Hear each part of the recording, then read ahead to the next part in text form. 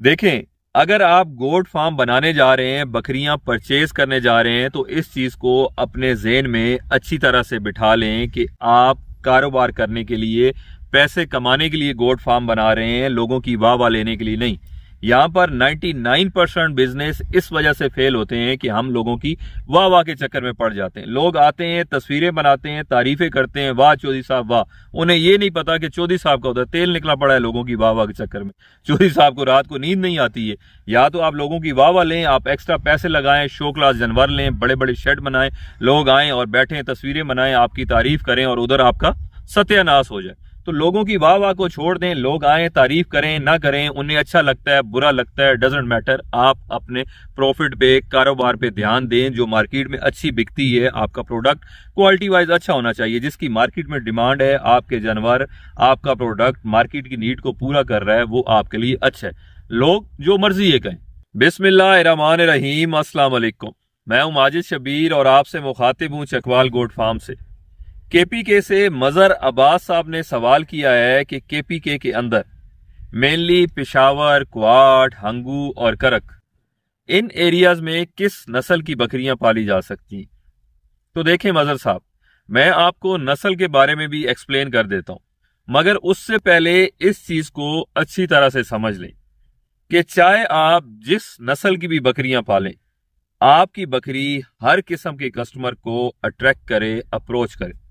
मिसाल के तौर पर, जब आप गोट फार्मिंग करते हैं तो आपका प्राइमरी कस्टमर गोश्त खाने वाला है, कसाई है। आपकी बकरी ऐसी होनी चाहिए कि गोश्त की जरूरत को पूरा करे, मतलब उसका कद काट, हेल्थ अच्छी होनी चाहिए, साइज उसका बड़ा होना चाहिए, ताकि बच्चे आप अच्छे दामों, अच्छे वजन के हिसाब से बेच के उनसे प्रॉफिट कमा सकें। नंबर 2, आपकी बकरी किसी खास नस्ल की होनी चाहिए, दोगली या मिक्स नहीं होनी चाहिए, ताकि अगर किसी कस्टमर की रिक्वायरमेंट है, चाहे मक्खी चीनी है, बीतल है, पटेरी है, सिंधी गुलाबी है, कोई भी नस्ल है, वो अगर किसी स्पेसिफिक नस्ल की बकरी खरीदना चाहता है तो वो आपके पास आए, आपकी दुकान, आपका फार्म उसके लिए खुला हो, उसकी जरूरत को पूरा करे, चाहे एक ही नस्ल रखें, मगर वो प्योरिटी में होनी चाहिए। अब आ जाए तीसरी चीज। तीसरा इस टाइप का कस्टमर है जो दूध की जरूरत के लिए बकरी घर में पालता है, एक या दो। दूध के हवाले से पाकिस्तान में बकरी के दूध की मार्केट डेवलप नहीं है, लोगों का टेस्ट डेवलप नहीं है, दूध इतना ज्यादा न बिकता है, न लोग खरीदते हैं, न मार्केट की डिमांड है। बट घर में एक या दो या तीन बकरियां रखने के लिए लोग घर में अपनी दूध की जरूरत को पूरा करने के लिए, बच्चों को, मरीजों को पिलाने के लिए बकरी का दूध इस्तेमाल करते हैं, या कुछ बंदों को शौक है, हेल्थ के लिए अच्छा है, वो इसलिए दूध इस्तेमाल करते हैं। तो दूध के हवाले से अगर किसी को बकरी चाहिए हो तो आपके फार्म पे दस्तयाब हो। ये हो गया तीसरी टाइप का कस्टमर। अब आ जाए, कुछ कस्टमर ऐसे होते हैं जो नया फार्म बनाना चाहते हैं, कद काट देखते हैं, हाइट देखते हैं, थोड़ी बकरी खूबसूरत होनी चाहिए, शो क्लास ना हो, हेल्दी जानवर हमेशा ही खूबसूरत लगता है। तो इस किस्म के कस्टमर को भी आपका जानवर अट्रैक्ट करे, वो भी आपसे बकरी खरीदे। तो फार्म बनाते वक्त, बकरियां परचेज करते वक्त इन चीजों को आपने अपने ज़हन में रखें। अब आ जाएं इसकी दूसरी साइड की तरफ। मिसाल के तौर पर आप ऐसी बकरी परचेज करते हैं, ऐसी बकरी से अपना फार्म या कारोबार स्टार्ट करते हैं जो सिर्फ और सिर्फ गोश्त की जरूरत को पूरा करती है। तो इट्स मीन आपने नस्ल वाले कस्टमर, खूबसूरती वाले कस्टमर, दूध वाले कस्टमर के लिए अपना फार्म, अपनी दुकान बंद कर ली। मतलब 80% कस्टमर को आप अप्रोच ही नहीं कर रहे। अब रह गए 20, मतलब 100 में से 20 नंबर रह गए। आप 20 नंबर के लिए काम कर रहे हैं, 20 में से आप 20 नहीं ले सकते। मिसाल के तौर पर अगर आपने 20 में से 20 नंबर ले लिए तो भी आप फेल हो गए, क्योंकि 80 नंबर का पेपर 80% को आपने अप्रोच ही नहीं किया। सो आपका जानवर हर किस्म के कस्टमर के लिए फिट होना चाहिए। तो परचेजिंग करते वक्त इन चीजों को ध्यान में रखें। अब आ जाए कि किस नस्ल की बकरी रखनी चाहिए। देखें, बीतल हो गई, मक्खी चीनी हो गई, पटेरी हो गई, सिंधी गुलाबी हो गई, ये 4 ऐसी नस्लें हैं जो हर किस्म के कस्टमर को अट्रैक्ट करती हैं। इनके अंदर दूध देने की सलाहियत है, गोश्त के हवाले से भी अच्छी हैं। इन चारों का बेसिकली ये बीतल की फैमिली है सारी। इनकी हाइट लेंथ अच्छी होती है, बच्चे बड़े साइज के होते हैं, आप गोश्त के हिसाब से सेल कर सकते हैं। देखने में ये जानवर तगड़े हैं, खूबसूरत हैं, तो ऐसे कस्टमर को भी आप अट्रैक्ट कर सकते हैं। दूध के हवाले से भी ये जानवर अच्छे हैं, अगर कोई दूध के लिए परचेज करना चाहे तो उनकी जरूरत, नीड को भी ये पूरा कर सकते हैं। और ये ऐसी चारों नस्लें ऐसी हैं कि पूरे पाकिस्तान के किसी एरिया में भी रखी जा सकती है।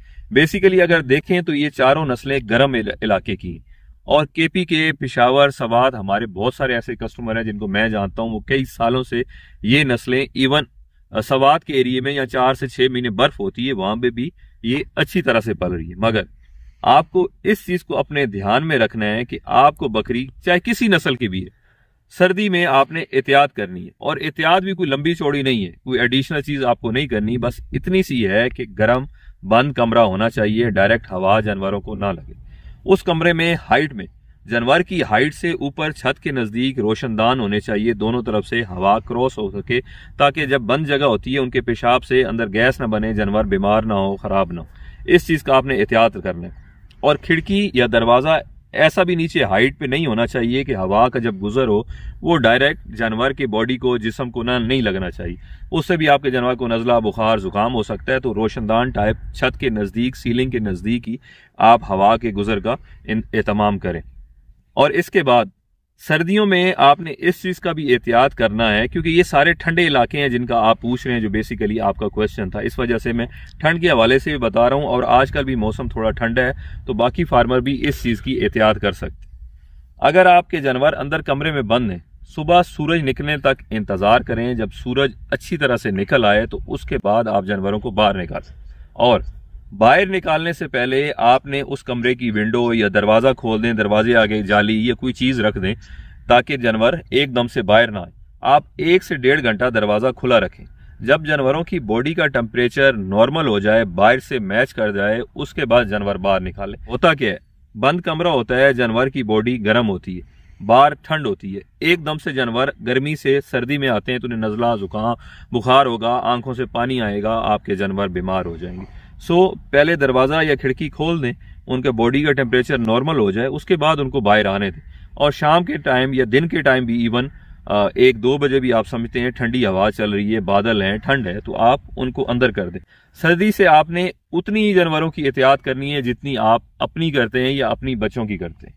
अगर हमने जब जैकेट, स्वेटर, चादर ऊपर ओढ़ लिया तो इसमें ठंड है, उस वक्त जानवरों को भी ठंड से बचाना है, उनकी भी आपने केयर करनी है। रात को आप अपने ऊपर कंबल कर रहे हैं, रजाई कर रहे हैं, हीटर का एहतमाम कर रहे हैं, तो इसमें जानवर को भी ठंड लग रहा है। हीटर की जानवरों के लिए जरूरत नहीं है। कोशिश करें कि नंबर ऑफ एनिमल्स के मुताबिक अकॉर्डिंगली आपके फार्म का, शेड का साइज होना चाहिए। ऐसा नहीं है कि 100 फुट का शेड है, आपके अंदर 5 बकरियां घूम रही है तो ऑफकोर्स वो गर्म नहीं होगा, ठंडा होगा। उसका साइज छोटा करें ताकि जानवर आपके इकट्ठे एक जगह पे बैठे। 5 से 6 स्क्वायर फीट शेड के अंदर एक बकरी को जगह काफी होती है। थोड़ी खुली है, 10 भी है तो नो इशू। उसका साइज इतना होना चाहिए ताकि जानवर एक जगह पे इकट्ठे बैठे और वो कमरा गर्म रहे। फर्दर परचेजिंग करते वक्त आपने इस चीज को भी ध्यान में रखना है कि आपने शो क्लास जानवर नहीं खरीदने। शो क्लास मतलब ऐसे जानवर जिनकी कीमतें लाखों में, वो फार्मिंग के लिए फिजिबल नहीं है, प्रॉफिटेबल नहीं है। हाँ, अगर शौक के लिए लेनी है तो आप चाहे 5 लाख की बकरी ले लें, उसमें कोई मसला नहीं है। मगर कमर्शियल लेवल पर एज अ बिजनेस आप करना चाहते हैं तो आप स्टैंडर्ड जानवर खरीदें जो 50 से 60 हजार की रेंज में आसानी से मिल जाते। और दूसरी चीज, आपने ऐसे जानवर भी नहीं लेने हैं जो बिल्कुल ही ऑर्डिनरी हों, लो क्लास हों, जिनकी वैल्यू ही नहीं हो, ना हाइट है, ना लेंथ है, ना नस्ल है, ना दूध है। ऐसे जानवर भी फार्मिंग के लिए नुकसानदेह हैं। देखें, अगर आप गोट फार्म बनाने जा रहे हैं, बकरियां परचेज करने जा रहे हैं, तो इस चीज को अपने ज़हन में अच्छी तरह से बिठा लें कि आप कारोबार करने के लिए, पैसे कमाने के लिए गोट फार्म बना रहे हैं, लोगों की वाह लेने के लिए नहीं। यहाँ पर 99% बिजनेस इस वजह से फेल होते हैं कि हम लोगों की वाह के चक्कर में पड़ जाते हैं। लोग आते हैं, तस्वीरें बनाते हैं, तारीफें करते हैं, वाह चौधरी साहब वाह। उन्हें ये नहीं पता कि चौधरी साहब का उधर तेल निकला पड़ा है लोगों की वाह के चक्कर में। चौधरी साहब को रात को नींद नहीं आती है। या तो आप लोगों की वाह लें, आप एक्स्ट्रा पैसे लगाएं, शो क्लास जानवर लें, बड़े बड़े शेड बनाएं, लोग आएं और बैठें, तस्वीरें बनाएं, आपकी तारीफ करें और उधर आपका सत्यानाश हो जाए। तो लोगों की वाह को छोड़ दें, लोग आए, तारीफ करें ना करें, उन्हें अच्छा लगता है, बुरा लगता है, डजंट मैटर। आप अपने प्रॉफिट पे, कारोबार पे ध्यान दें। जो मार्केट में अच्छी बिकती है, आपका प्रोडक्ट क्वालिटी वाइज अच्छा होना चाहिए। जिसकी मार्केट में डिमांड है, आपके जानवर, आपका प्रोडक्ट मार्केट की नीड को पूरा कर रहा है, वो आपके लिए अच्छा है। लोग जो मर्जी ये कहें। इंशाल्लाह इनकी कीमत के हवाले से और परचेजिंग के हवाले से भी एक डिटेल वीडियो बना लेंगे। उम्मीद है मजर अब्बास साहब, आपके सवाल का मैंने जवाब दे दिया होगा। अगर इसमें कोई कमी रह गई हो तो आप कमेंट सेक्शन में दोबारा क्वेश्चन कर सकते हैं। अपना बहुत ख्याल रखिएगा। शुक्रिया। अल्लाह हाफिज़।